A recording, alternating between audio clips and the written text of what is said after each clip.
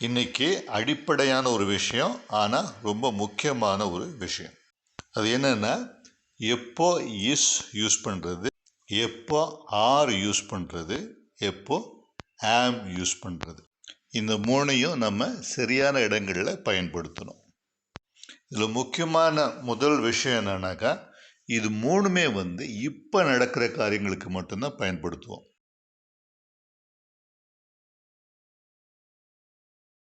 அதாவது நிகழ்காலத்தில் நடக்குது, இப்போ நடக்கிற காரியங்களுக்கு மட்டும் பயன்படுத்தக்கூடிய 3 வார்த்தைகள் தான் ஆம், ஆர், அப்புறம் இஸ்.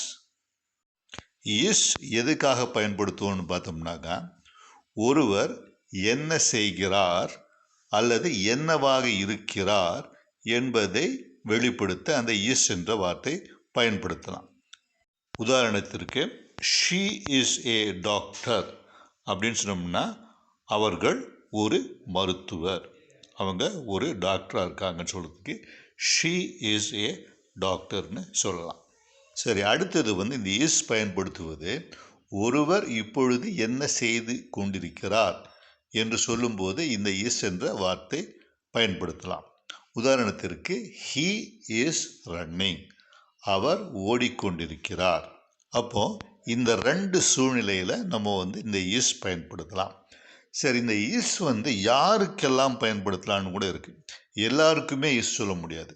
யாருக்கெல்லாம் சொல்லலாம்னா, அவனுக்கு சொல்லலாம், அவளுக்கு சொல்லலாம், அதற்கும் சொல்லலாம். அதாவது ஹீக்கு சொல்லலாம், ஷீக்கு சொல்லலாம், இட்டுக்கு சொல்லலாம், ஒரு மிருகத்திற்கும் சொல்லலாம், ஒரு animal. He is, she is, it is, the cat is, இவைகளுக்கெல்லாம் இந்த இஸ் என்ற சொல் பயன்படுத்தலாம். சில உதாரணங்கள் பார்ப்போம். ஹீ இஸ் ஏ மெக்கானிக், அவர் ஒரு mechanic. She is a teacher, அவர் ஒரு டீச்சர். ஹீ, ஷீ மட்டுமில்லை, ஒருவர் பெயரை சொல்லும் போதும் இஸ் யூஸ் பண்ணலாம். இப்போ Kumar is a gardener, Kumar ஒரு தோட்டக்காரர். அப்போ இந்த பெயரை சொல்லும் போதும் இஸ் யூஸ் பண்ணலாம். அதாவது ஹீ, ஷீ மட்டுமில்லை, குமார், சித்ரா போன்ற பெயர்களை பயன்படுத்தும் போதும் இந்த இஸ் என்ற வார்த்தையை பயன்படுத்தலாம். The dog is a Doberman, இந்த நாய் டாபர்மேன் வகையை சேர்ந்தது. It is a brave dog, அது ஒரு தைரியமான நாய். அப்போ இந்த இடத்துல நம்ம இட்டுன்னு சொல்லும்போது அந்த நாயை குறித்து சொல்வதற்கும் இட் சொல்கிறோம். அந்த இட்டுக்கு பக்கத்தில் ஈஸ் வரலாம். அதே மாதிரி ஒரு உயிரற்ற பொருளை சொல்லும் போதும் இந்த இஸ் யூஸ் பண்ணலாம். த சேர் இஸ் ஸ்ட்ராங், இந்த சேர் வலிமையானது, ஸ்ட்ராங்கானது, அதுக்கும் இஸ் சொல்லலாம். இதுவரைக்கும் ஒருவர் என்னவாக இருக்கிறார் அல்லது ஒரு பொருள் என்னவாக இருக்கிறது, எப்படியாக இருக்கிறது என்னும் வாக்கியங்களில் எப்படி இஸ் பயன்படுத்தப்படுகிறதுங்கிறத பார்த்தோம். இனி ஒருவர் என்ன செய்கிறார் அல்லது ஒரு மிருகம் என்ன செய்கிறது, ஒரு பொருள் என்ன செய்கிறது போன்ற வாக்கியங்களை பார்க்க போகிறோம். ஷீ இஸ் வாக்கிங், அவள் நடந்து கொண்டிருக்கிறாள். ஹீ இஸ் ஸ்விம்மிங், அவன் நீந்தி கொண்டிருக்கிறான். சித்ரா இஸ் ரீடிங், சித்ரா வாசித்து கொண்டிருக்கிறாள். த டாக் இஸ் பார்க்கிங், நாய் குரைத்து கொண்டிருக்கிறது. It is wagging its tail, அப்படின்னா அது அதனுடைய வாலை ஆட்டிக்கொண்டிருக்கிறது. இங்கே இட்டு அந்த நாயை குறிப்பிட சொல்லலாம். இட்டுக்கு பிறகு இஸ் வரும். It is wagging its tail. வேகிங்னா வால் ஆட்டுறது. The table is moving, table, அந்த மேசை அசைந்து கொண்டிருக்கிறது. இஸ்னுடைய 2 பிரயோகங்களையும் பார்த்துட்டோம். இனி ஆர் என்ற சொல்லுக்கு போவோம். ARE, R. இஸ்ஸை போலவே ஆரும் நிகழ்காலத்திற்காக நாம் பயன்படுத்தக்கூடிய ஒரு வார்த்தை. இதில் என்ன வித்தியாசம்னா, ஒரு எண்ணிக்கையில் வந்தால் இஸ், ஒன்றுக்கும் மேலே எண்ணிக்கை வந்ததுன்னா ஆர் பயன்படுத்துவோம். அது ஒருமைக்கு இஸ், பன்மைக்கு ஆர். ஆர் என்ற சொல்லும் 2 வழிகளில் பயன்படுத்தலாம். ஒன்று அவர்கள் என்னவாக இருக்கிறார்கள் அல்லது அவைகள் என்னவாக இருக்கின்றன, அது ஒன்றும். ரெண்டாவது அவர்கள் என்ன செய்கிறார்கள் அல்லது அவைகள் என்ன செய்து கொண்டிருக்கின்றன. இது மட்டும் இல்லாமல் நாங்கள் என்னவாக இருக்கிறோம், நாங்கள் என்ன செய்து கொண்டிருக்கிறோம் என்பதற்கும் இந்த ஆர் பயன்படுத்தப்படும்.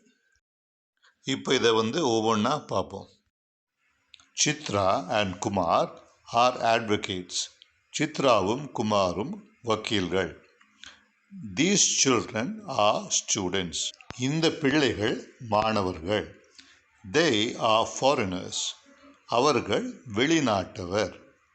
We are runners. நாங்கள் ஓட்டக்காரர்கள். These dogs are hunting dogs.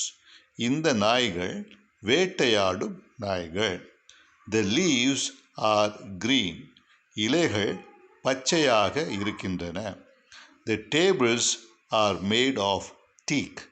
இந்த மேசைகள் தேக்கு மரத்தால் செய்யப்பட்டவை. அப்போ முதல்ல ரெண்டு பேர் வரும்போது ஆர் போட்டுறோம். அதாவது ஒரு பேராக இருந்தால் இஸ் வரும், ரெண்டு பேர் இருக்கும்போது ஆறு தான் வரும். அதே மாதிரி சில்ட்ரன்னா பல குழந்தைகளுக்கு சில்ட்ரன் சொல்லுவோம். அது சில்ட்ரன்ஸ்னு சொல்லக்கூடாது. சைல்டு ஒருமை, சில்ட்ரன் பன்மை. சில்ட்ரன்ஸ்னு சொல்லக்கூடாது. They are foreigners. அவர்கள் வெளிநாட்டவர். இப்போ they யூஸ் பண்ணும்போதும் இந்த ஆர் தான் யூஸ் பண்ணணும், இஸ் யூஸ் பண்ணக்கூடாது, ஏன்னா பன்மை. We are runners. நாங்கள் ஓட்டக்காரர்கள்.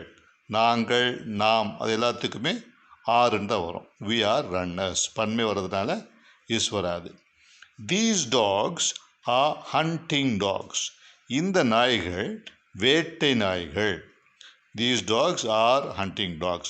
பல நாய்களை பற்றி பேசும்போது அந்த இடத்துலையும் ஆர் தான் வரும். The leaves are green.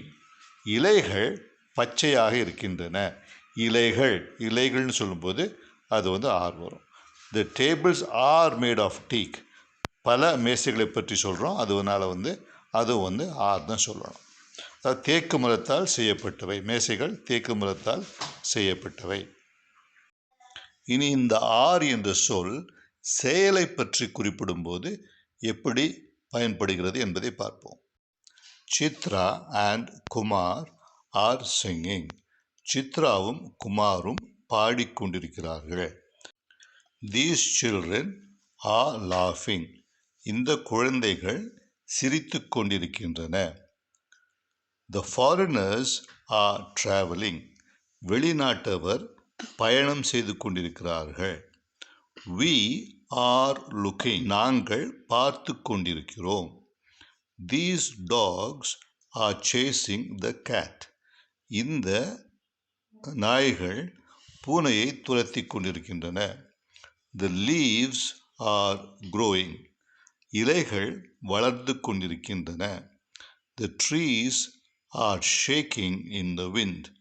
காற்றில் மரங்கள் ஆடிக்கொண்டிருக்கின்றன. இது எல்லாத்துலேயுமே பன்மை வருதுனால இது எல்லாமே ஆர் வருது. இது வரைக்கும் இஸ் அப்புறம் ஆர் ரெண்டையும் பார்த்துட்டோம். நம்ம பார்க்க வேண்டியது ஒன்று தான் இருக்குது. ஏஎம் ஆம். ஆம் ரொம்ப எளிமையானது. இதில் ரூல்ஸ் எல்லாம் ரொம்ப குறைவு தான், ஈஸியாக கற்றுக்கலாம். ஆம் என்ற சொல் இந்த ஐ என்ற சொல்லுக்கு பிறகு மட்டும்தான் வரும். இந்த ஆம் வேறு எங்கேயுமே வராது. ஐக்கு பிறகு மட்டும்தான் ஆம் வரும். இப்போ நான் அல்லது ஐ ஆம் அப்படின்னு தான் வரும். முதலில் நான் என்னவாக இருக்கிறேன். ஐ ஆம் அ டீச்சர். நான் ஒரு ஆசிரியர். ஐ ஆம் அ டாக்டர். நான் ஒரு மருத்துவர். நான் யார் அல்லது என்னவாக இருக்கிறேன் என்று சொல்ல இந்த ஆம் பயன்படுத்தப்படும். அடுத்தது நான் என்ன செய்கிறேன். ஐ ஆம் டாக்கிங். நான் பேசிக்கொண்டிருக்கிறேன். ஐ ஆம் வாக்கிங். நான் நடந்து கொண்டிருக்கிறேன். அப்போ இந்த ஆமோட பிரயோகம் ஐயோட மட்டும்தான். ஐ இல்லாமல் வேறு எந்த ஒரு வார்த்தைக்கும் இந்த ஆம் வராது. அப்புறம் ஐக்கு அப்புறம் இஸ் இல்லாமல் இருந்தால் ஆர் எக்காரணத்தை கொண்டு பயன்படுத்தக்கூடாது. அதை நீங்கள் பயன்படுத்தினீங்கன்னா அது ஒரு பெரிய ஒரு தவறாக தென்படும். இஸ் ஆம் ஆரை பற்றி ஒரு நல்ல புரிதல் உங்களுக்கு வந்திருக்கும்னு நினைக்கிறேன். ஏதாவது சந்தேகங்கள் இருந்தால் கமெண்ட்ஸில் போடுங்க. நன்றி, வணக்கம். சப்ஸ்கிரைப் பண்ணுங்கள், ஷேர் பண்ணுங்கள், அப்புறம் இன்னொன்று லைக் பண்ணுங்கள், மறந்துடாதீங்க. நன்றி, வணக்கம்.